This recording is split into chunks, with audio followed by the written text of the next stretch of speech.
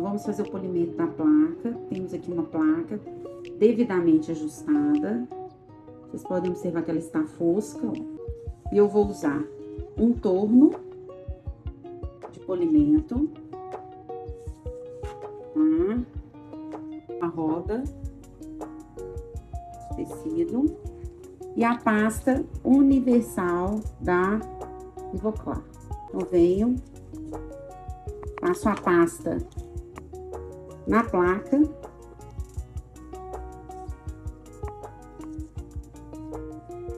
E vou passar no todo. Olha só. Brilhando. Se você quiser, você pode ainda passar a placa numa roda sem pasta nenhuma de polimento.